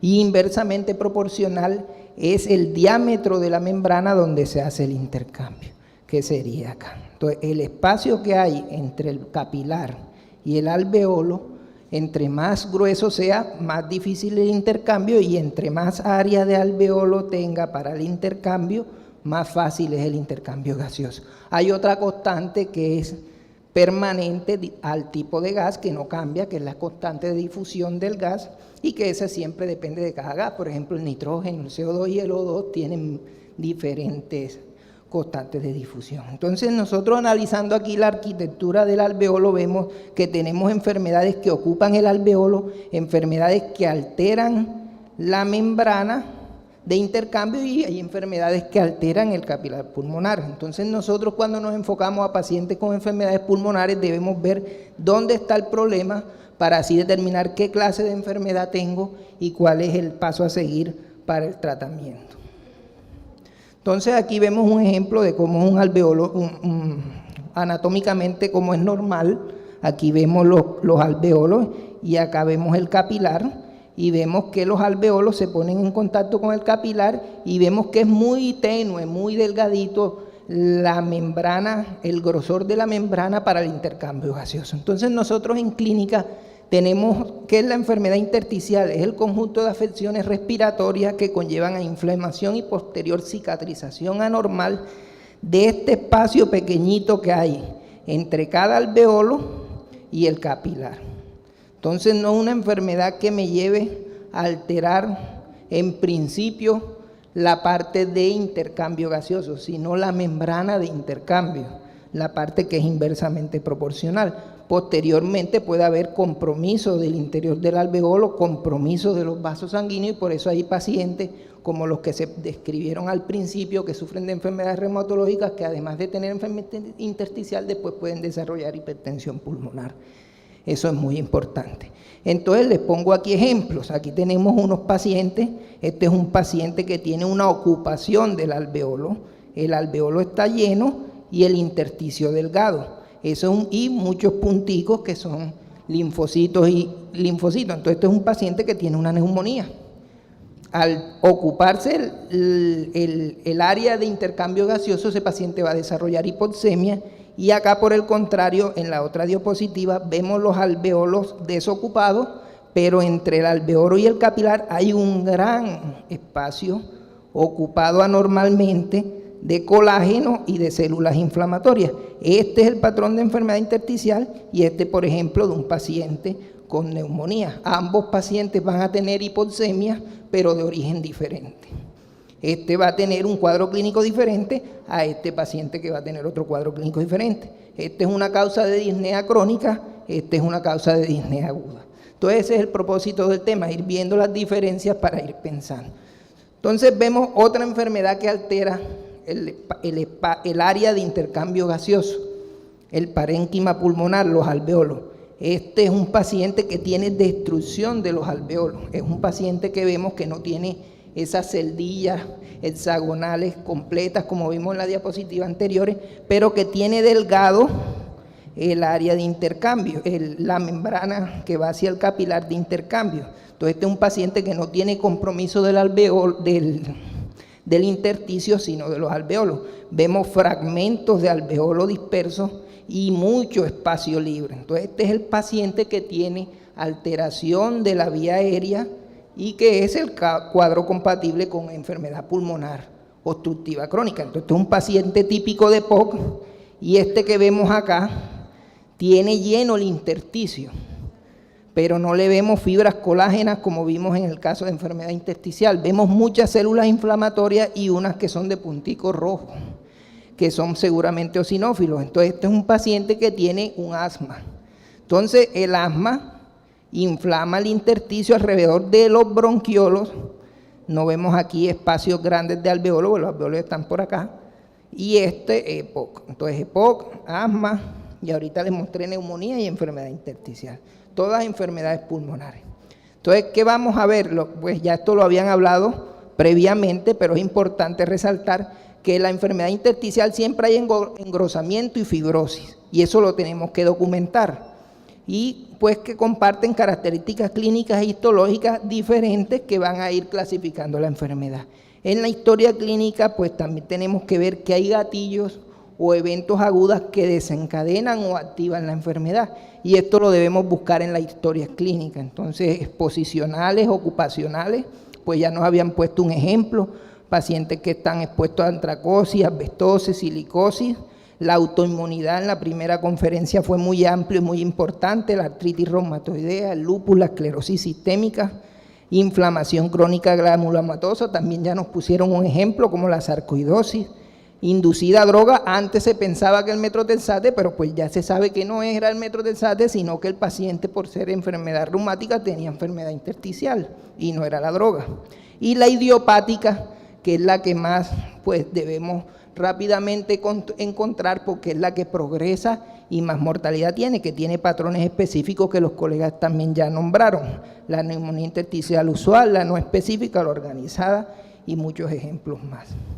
Esto ya pues lo nombraron, pues generalmente para recordar es muy importante que la enfermedad intersticial tiene como unos picos en donde es más relevante en los adultos mayores y en los hombres. La sobrevida, si el paciente no tiene tratamiento, pues rápidamente va a progresar y tiene una alta mortalidad al poco tiempo. Aquí vemos los meses. Entonces un paciente sin tratamiento a los 3 años tiene una mortalidad altísima, lo que hace relevante que le identifiquemos en atención primaria o en hospitalización en nosotros los internistas, para que prontamente llegue a tener un tratamiento que corte este pronóstico. Esta diapositiva es vieja, pero muy diciente. Miren la sobrevida de un paciente con enfermedad pulmonar intersticial y los peores cánceres. Y solamente le gana el de páncreas y el de pulmón en sobrevida. Entonces la enfermedad intersticial es muy mortal si no le damos tratamiento. Miren, por ejemplo, es mejor tener cáncer de próstata que una FPI si no la encontramos a tiempo. Entonces, pues ya habían hablado de esto, pero muy importante también recordarlo. ¿Qué manifestaciones tenemos cuando nosotros nos enfocamos en una enfermedad pulmonar intersticial? Desafortunadamente, inicialmente no es muy florida, pero contamos con 2 síntomas muy importantes que tenemos que indagar: la disnea y la tos. Entonces, principalmente casi empiezan con esa, es muy poco, pero tenemos cómo hacerlo. Entonces, tenemos la escala modificada de disnea, que nos ayuda a documentar este síntoma, y la tos generalmente, como lo explicaban, que es una tos seca. Desafortunadamente, cuando encontramos los signos clínicos en el examen físico, como lo muestro acá, el paciente ya tiene la enfermedad muy avanzada. Generalmente es una enfermedad que emacia al paciente, entonces los pacientes llegan desnutridos porque tienen mucho esfuerzo y queman mucha caloría para la respiración porque tienen disnea, y pues cuando ya se le escuchan los estertores acá, ya la paciente tiene avanzada la enfermedad. Lo mismo cuando tiene los dedos en palillo en tambor. Cuando uno ya tiene dedos en palillo en tambor, independientemente de la enfermedad pulmonar que lo tenga, quiere decir que tenga un gradiente de alveolo arterial de oxígeno alterado y el paciente está haciendo mal intercambio gaseoso. Entonces hay muchas enfermedades que dan dedo en palillo de tambor. Una de esas es la enfermedad pulmonar intersticial. Cuando vemos esto, ya el paciente va grave. Entonces, cuando tengamos disnea y tos, eso es lo que yo quería transmitirle en el mensaje. No solo tenemos que pensar en asma, EPOC, falla cardíaca o neumonía. Una causa de disnea y tos tempranamente puede ser la enfermedad pulmonar intersticial. Entonces, ¿qué laboratorios tenemos? Hay unos laboratorios más específicos y sensibles que otros. Entonces, esto es muy importante porque los laboratorios en medicina interna a veces no son sensibles y específicos para la enfermedad pulmonar intersticial, pero son muy buenos para descartar las otras enfermedades. Entonces, son herramientas muy útiles. Por ejemplo, los gases arteriales me permiten calcular el gradiente alveolo arterial de oxígeno. ¿Qué le pasó aquí?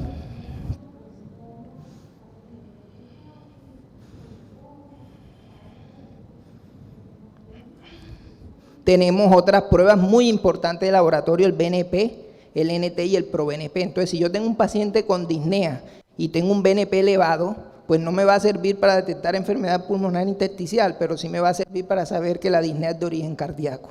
Y pues ya paso a la parte cardiovascular. Pero entonces siempre que tenga un paciente con enfermedad pulmonar intersticial y no tenga falla cardíaca derecha asociada, por ejemplo, hipertensión pulmonar, él debe tener el BNP y el NT-proBNP en rangos normales, o sea que la disnea es de origen respiratorio, entonces es un examen valioso. Las troponimas y el dímero D son también fundamentales, porque si yo tengo un paciente con disnea crónica, me está haciendo tromboembolismo pulmonar crónico, hipertensión pulmonar, entonces ya no va a ser enfermedad pulmonar intersticial y puedo encontrar el dímero D elevado. Entonces la invitación es usar a todas estas herramientas.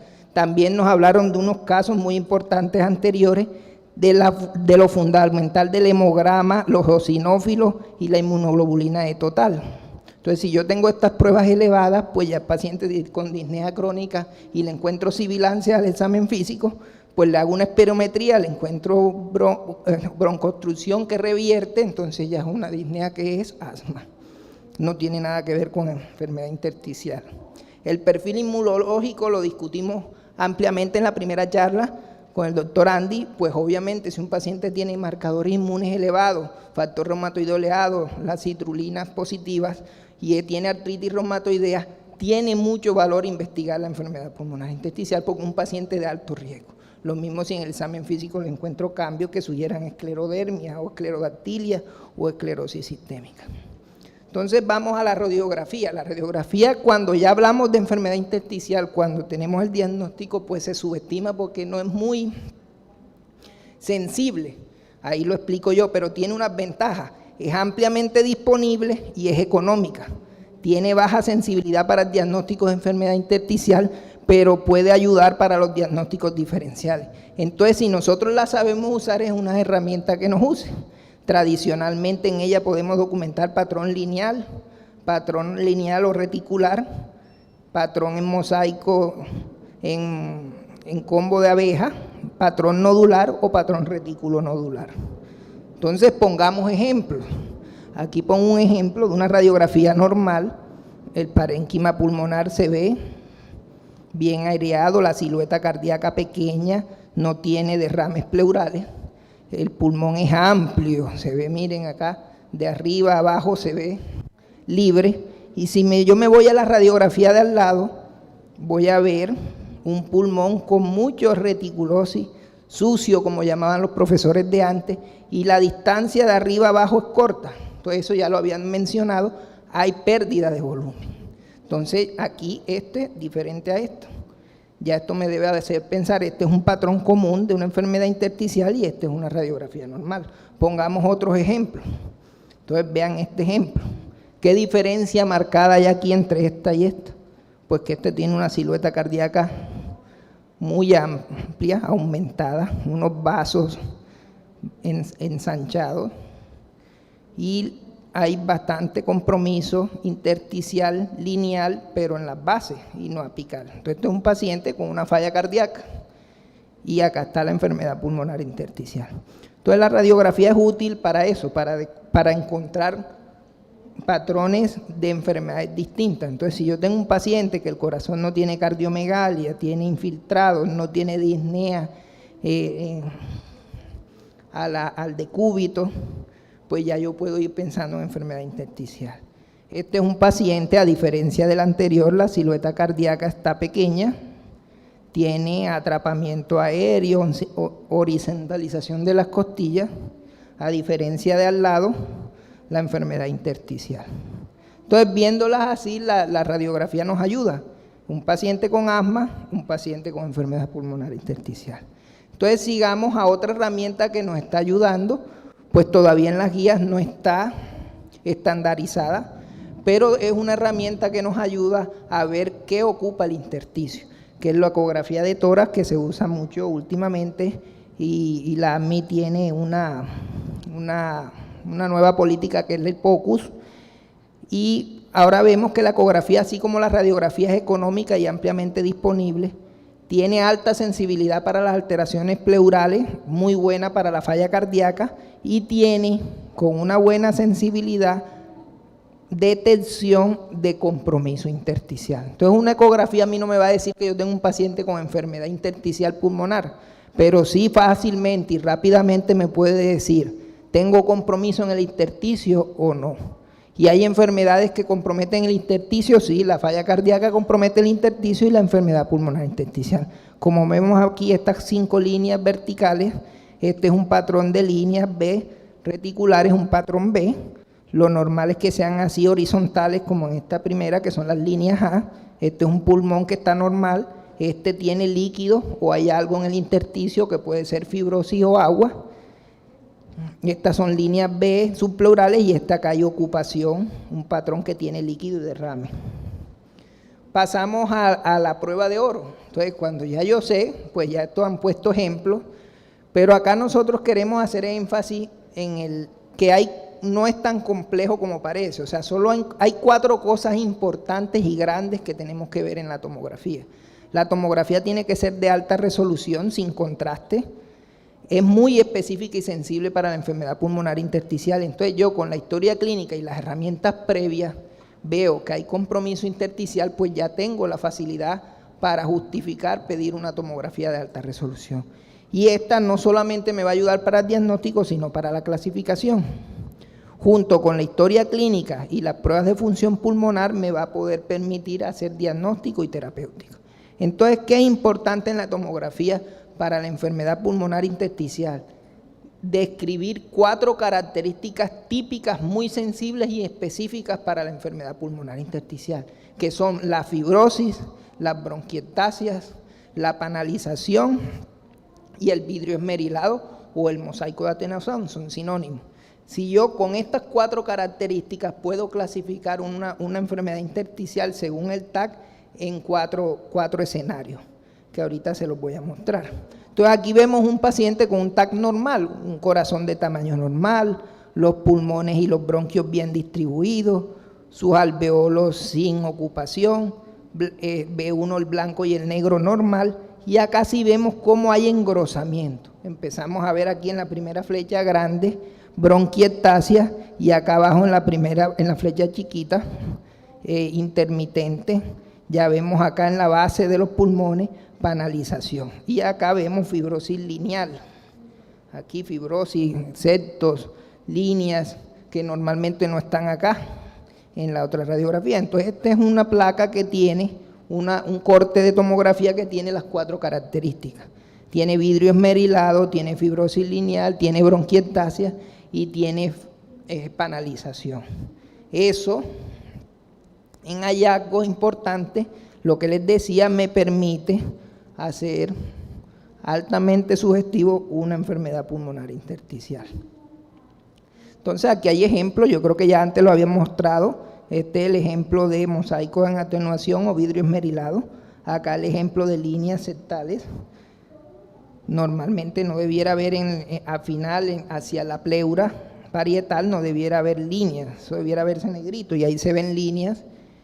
Acá vemos la panalización, como es muy característica, sobre todo en las bases, y acá en la otra vemos la bronquiectasia como está aquí, bien típica. Entonces son 4 cosas: bronquiectasia, panalización, fibrosis lineal o patrón en mosaico o vidrio esmerilado. Esas son las 4 características que yo tengo que buscar si voy a pensar en enfermedad intersticial. Luego pido la espirometría, y la espirometría pasa lo mismo. Voy a tener enfermedades pulmonares en donde voy a tener un patrón normal, un patrón obstructivo o un patrón restrictivo. Entonces, ¿qué me da si me da la espirometría obstructivo, la radiografía, no hay pérdida de volumen, en el TAC se ve normal y hay reversibilidad? Pues en un asma. Si yo veo que hay aumento de volumen, de ensanchamiento de las costillas, la espirometría es obstructiva y no hay reversibilidad en la espirometría, pues voy a pensar que es un EPOC. Pero si por el contrario la espirometría es restrictiva y veo cambios sugestivos en la radiografía o en la tomografía de compromiso intersticial, pues tengo otro punto más que me ayuda a pensar en que estoy cursando con un paciente con enfermedad pulmonar intersticial. Algo muy importante, pues también ya lo mencionaron previamente, la capacidad de difusión del monóxido de carbono. El monóxido de carbono tiene más constante de difusión que el oxígeno y el CO2, por eso es muy útil. Entonces, independientemente, o sea, es muy útil porque detecta cambios en el grosor de la membrana de los que le hablaba antes, rápidamente antes que el oxígeno y el CO2. Y entonces, cuando él empieza a decrecer, me va hablando, es muy útil en las enfermedades restrictivas, que hay un compromiso del intercambio de la membrana de intercambio alveolo capilar. Ya eso lo habían hablado, lo normal es más de 75. Esta prueba es muy útil en pronóstico. La prueba de caminata de 6 minutos no solo útil en enfermedad intersticial, útil también en EPOC, pues lo normal es que se hace una distancia entre un punto y otro y el paciente empieza a caminar durante 6 minutos. Dependiendo de la edad, pues va a tener y el género, hombre y mujer, se va a ver, debe tener un promedio de metros de caminar. Entonces, normalmente uno debe caminar más de 600 metros en un minuto en una persona joven, adulta. Pero ya cuando la persona es mayor, según las tablas, al similar que la espirometría, van a haber unos patrones. Y eso cuando se altera, cada vez la persona va a ir caminando menos y va a tener más disnea y alteración de la prueba. Entonces, en resumen, nosotros tenemos pruebas de función pulmonar, la tomografía y la patología para hacer el diagnóstico de enfermedad pulmonar intersticial. Esto ya lo habían mostrado. Nosotros tenemos que ser un grupo de expertos que hagan un análisis de la historia clínica, de la tomografía, de las pruebas de función pulmonar, si es necesario de la biopsia o de las pruebas biológicas que todavía pues aquí están los marcadores inmunes serológicos y ojalá prontamente las pruebas, tener disponibilidad de las pruebas moleculares para la detección de enfermedad intersticial. Con eso yo les decía que hay 4 escenarios. Cuando uno se enfrenta a la enfermedad pulmonar intersticial tiene 4 escenarios. Un escenario donde el paciente tiene las 4 componentes, tiene fibrosis, tiene bronquiectasia, tiene panalización y tiene gradiente de alveolo. Entonces, si el paciente de las 4 características tiene 4 o 3, principalmente bronquiectasia y panalización, ese es un paciente que tiene una neumonía intersticial. Si el paciente tiene 2 de 4, pues tiene un patrón probable. Si el paciente solo tiene 1 o 2, por ejemplo, tiene vidrio esmerilado y fibrosis, pues ya sería un indeterminado, pues no tenemos las herramientas de juicio completas para decir que es una enfermedad pulmonar intersticial usual. Pero si no tiene sino 1 o ninguna, como vemos en el ejemplo de abajo, que no tiene bronquiectasia ni panalización, sino solamente vidrio esmerilado y poquita fibrosis lineal, eso es otra cosa. Entonces a veces nos vamos a encontrar como tomografías que vemos ocupación alveolar, vemos cavitaciones, vemos cosas que no tienen que ver con los 4 patrones. Entonces, si hay bronquiectasia, panalización, fibrosis o vidrio esmerilado, nosotros siempre vamos a caer como clínico en uno de estos 4 escenarios. Si encontramos los 3 o 4, neumonía, una fibrosis pulmonar, una neumonía intersticial usual, si no, 2 o 3 probable, y si ya tiene menos de 2, ya pasamos a indeterminada o el diagnóstico es otra cosa. Entonces aquí ejemplos, por ejemplo este ejemplo de acá tiene bronquiectasia, panalización y fibrosis lineal, es un caso, una neumonía intersticial. Acá al lado, ¿qué vemos en acá al lado? Fibrosis lineal, un poquito al final de panalización abajo, entonces es un caso probable. Pero pues si ya acá en esta vemos que no hay panalización, solo se ve fibrosis y vidrio esmerilado, es indeterminada, y acá como les ponía el ejemplo, aquí ya vemos una consolidación dispersa, no hay no hay bronquiectasia ni nódulo, entonces esto es un diagnóstico alternativo, es otra cosa. Siempre son esos 4 escenarios. Ya cuando uno encuentra esos 4 escenarios, puede mandar el paciente en el grupo multidisciplinario, entran en juego los otros especialistas y se mira a ver qué se va a hacer con el caso.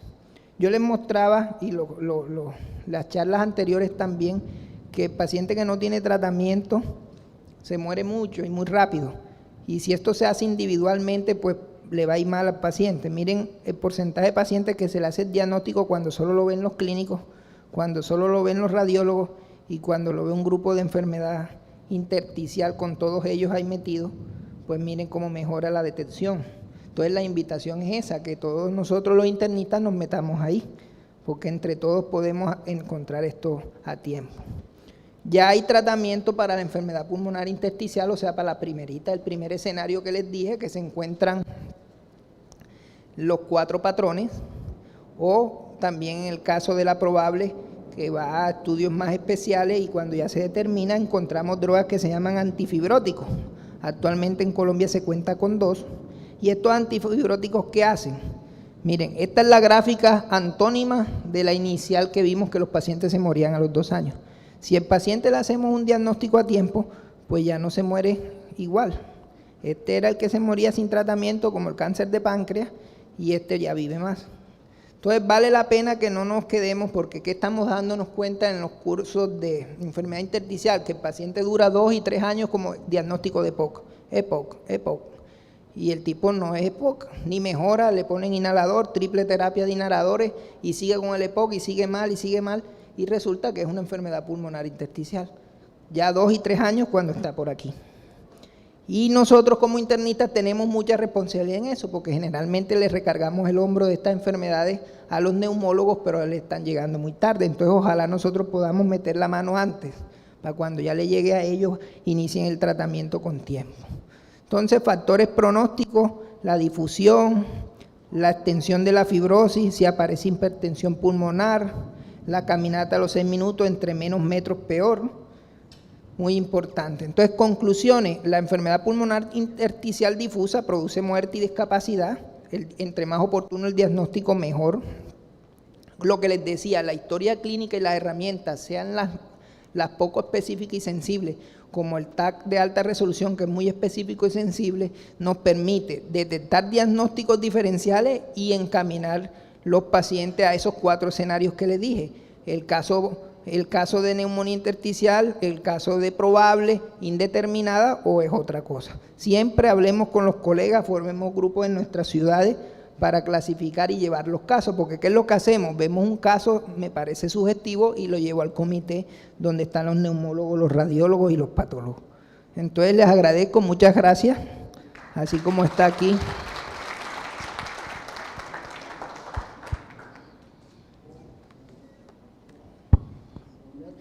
Bueno, sí, también. Bueno, perfecto. Si el doctor tiene preguntas, con mucho gusto.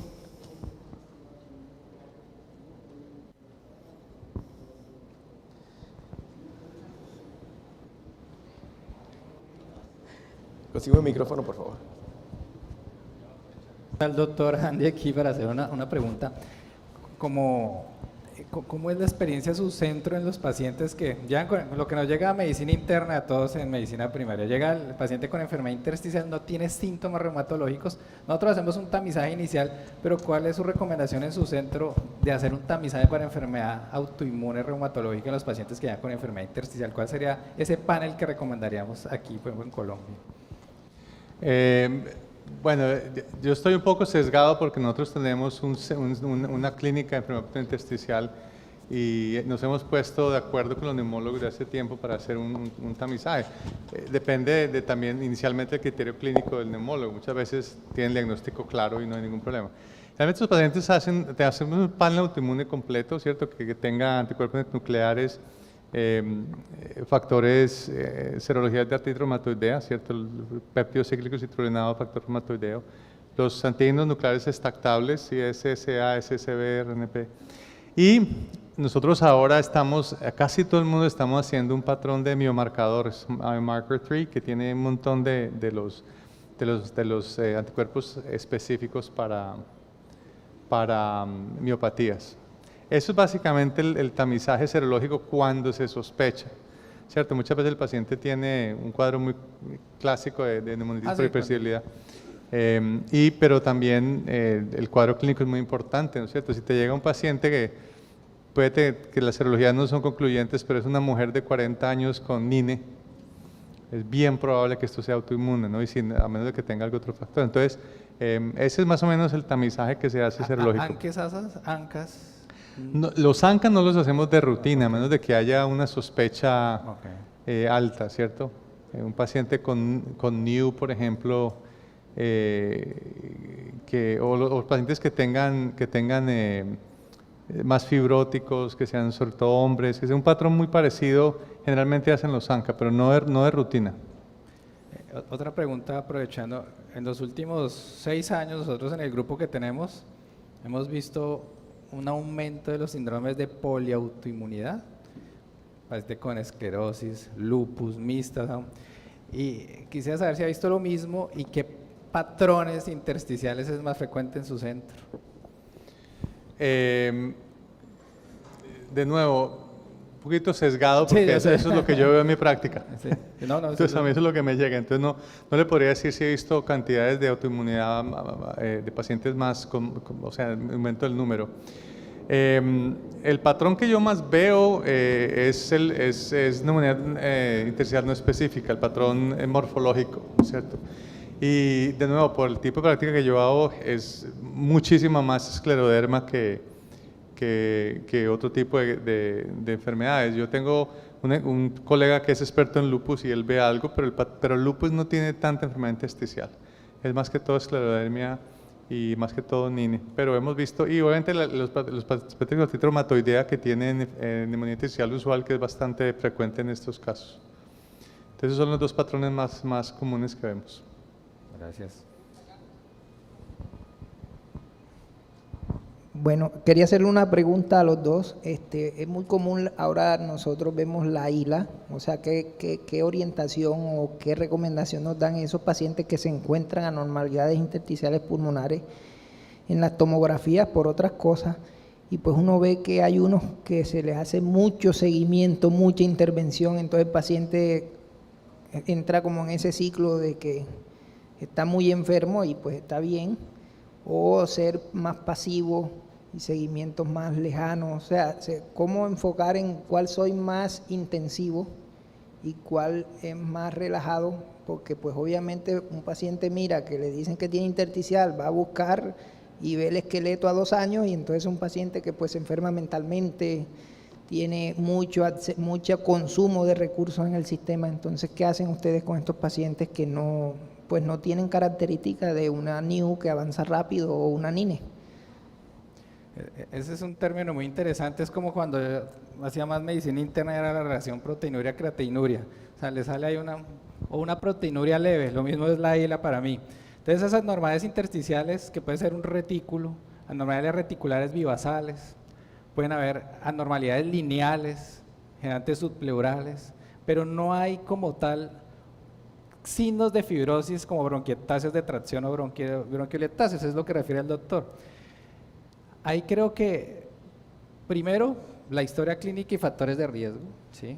Segundo, la edad. Yo pienso que, con todo el respeto de los que están hablando de ILA, pero ya hay un sesgo en las anormalidades intersticiales pulmonares con la edad. Entonces uno ve pacientes de 85 años, que eso, o sea, todo el pulmón envejece. Entonces, creo que hay que cambiar eso en cuanto a la edad. Si es paciente joven o paciente que generalmente es paciente de fumador que le tomó un TAC porque esta sospecha o tamizaje de cáncer de pulmón y le salió una anormalidad reticular. Ese paciente fumador sí hay que hacerle un seguimiento funcional mínimo cada 6 meses con difusión, espirometría y tomografía al año, y aparte de eso me sirve para el tamizaje de enfermedad de cáncer de pulmón. Entonces, el término es muy interesante, es algo para ir adelantarnos a que esos pacientes progresen rápidamente de fibrosis pulmonar, y la idea, obviamente ahí estaba por aquí la industria, es pues para tratar de iniciar un medicamento previamente, pero todo depende de factores de riesgo, seguimiento tomográfico y de función pulmonar en mi contexto, pero hay que hacer un punto que en eso está reuniendo las sociedades en la edad, que yo he visto muchos pacientes que me remiten con anormalidades de envejecimiento, entonces hay que tener en cuenta eso, en mi concepto. Es una discusión dura, no sé qué opina el doctor. No, de acuerdo, realmente nada más que agregar, el cuadro clínico es importante, factores de riesgo, la edad pues importantísimo también. Nosotros generalmente hacemos un seguimiento en los pacientes que vemos por lo menos cada 6 meses con imagenología, y luego pues dependiendo si ya llevan 2 o 3 años estables, pues lo hacemos a más largo plazo. O sea, podría ser parecido al nódulo tiroideo. Parecido al nódulo tiroideo, pero no tiene, todavía faltan los signos que me determinarían el pronóstico, todavía no está muy claro. O sea, están todas las anormalidades, pero pueden decir, uy, tiene el tamaño más de 1 centímetro, vaya biopsia, por ejemplo, en el nódulo tiroideo, si mi memoria no me falla. O microcalcificaciones, no, pues vaya biopsia una vez. Todavía no está el signo claro de cuál voy a hacerle una intervención más agresiva. No es que va a coger una anormalidad reticular y una vez voy a criobiopsia, pues no. Mi concepto es seguimiento, factores de riesgo. Es que el tamizaje y la probabilidad pretest va. Y obviamente la experiencia del grupo multidisciplinario, porque el radiólogo, doctor Carrillo, por ejemplo, el otro día tiene una anormalidad intersticial una anormalidad intersticial pulmonar, pero tenía osificación dentriforme. Yo creo que eso va para las guías. Esas osificaciones dentriformes progresan a fibrosis pulmonar idiopática. Entonces esa clave del grupo multidisciplinario sí nos puede ayudar muchísimo. Bien, ¿alguna otra pregunta? Bueno, vamos a cerrar la sesión. Muchísimas gracias a todos por la asistencia. Gracias a los conferencistas. Gracias, doctor. A entregar, ya me lo iba a llevar.